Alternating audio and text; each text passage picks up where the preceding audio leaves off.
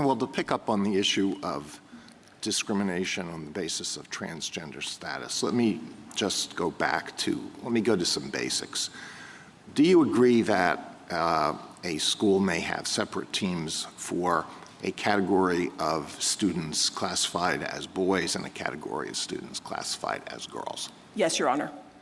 If it does that, then is it not necessary for there to be, for equal protection purposes, if that is challenged under the Equal Protection Clause, an understanding of what it means to be a boy or a girl or a man or a woman?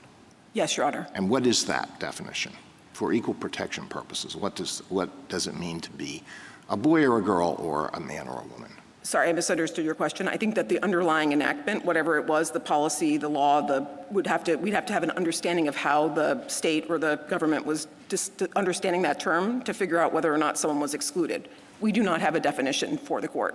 And we don't take issue with we're not disputing the definition here. What we're saying is that the way it applies in practice is to exclude birth-sex males categorically from women's teams, and that there's a subset of those birth-sex males where it doesn't make sense to do so according to the state's own interest. Well, how can a court determine whether there's discrimination on the basis of sex without knowing what sex means for equal protection purposes?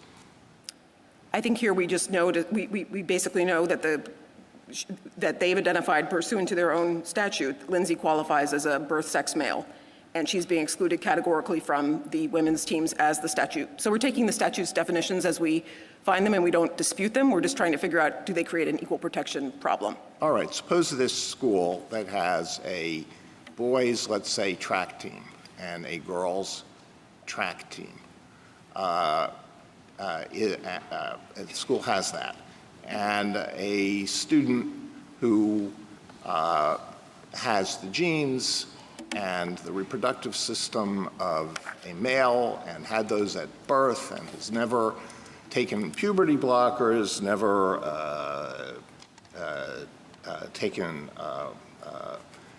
female hormones, never had any gender altering or affirming surgery, says, nevertheless, I am a woman. That's who I am.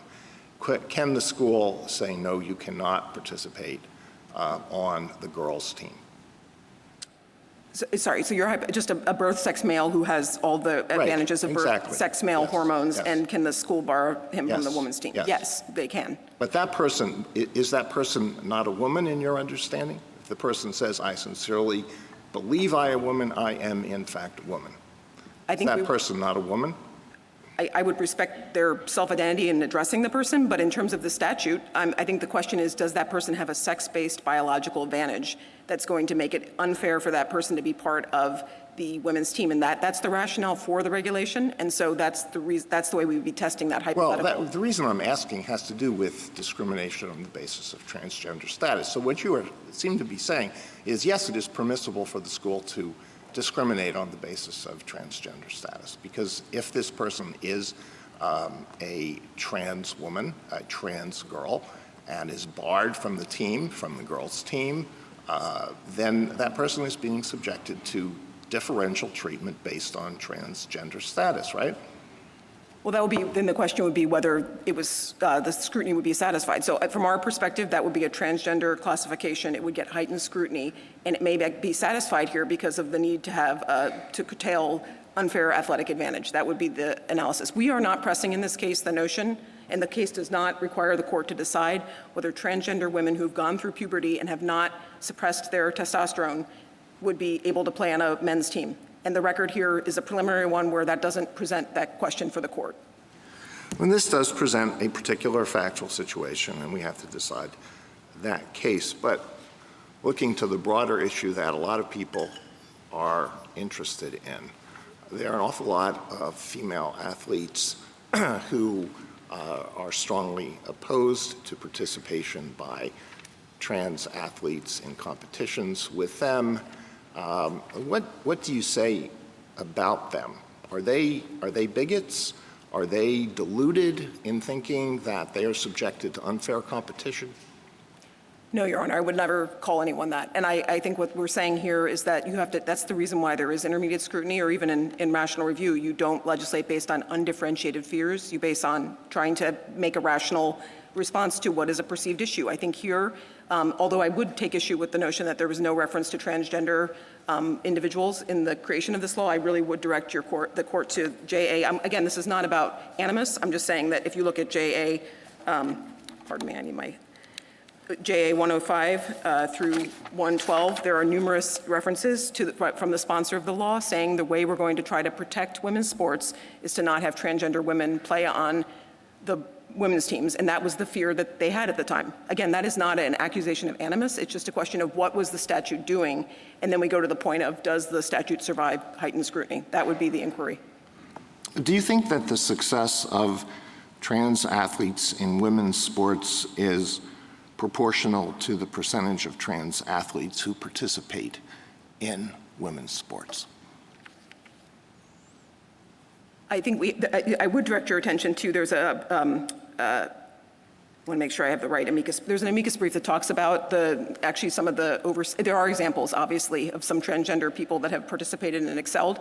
They actually are few and far between. You know, we have our client here who tried to make the NCAA team because of the injunction. She was too slow. She played club soccer, club running. She was even an officer in one of those clubs, just doing what you would hope a college student would do. You'll hear from my colleague about the other case. But I do think that, and there's a brief that in the amicus briefs that will share the examples of showing that's a bit overstated. Would the analysis be different if they were more successful? No, I think it would be, to the extent, I mean, we've already covered that transgender people are a meaningful slice of the population, but a small slice. I think the state, if there were a concern of women's sports being fully overrun by an outbreak of a huge new number of transgender people, that might be a different factual situation. In the end of the day, and we understand, that there were legislators who were concerned about that. The legislative history makes that clear here. But that wasn't the factual basis before the court. If there were actually a threat to women's participation in women's sports, that could be a different analysis, because obviously the goal of sex equality in sports is a very important goal. We don't take issue with that. We just would say that I think this is an important moment to just take a step back and say, is this law actually responding to a problem in a rational manner, or is it actually overreacting on the presumption that transgender women are categorically going to be strong athletes when that's not the case?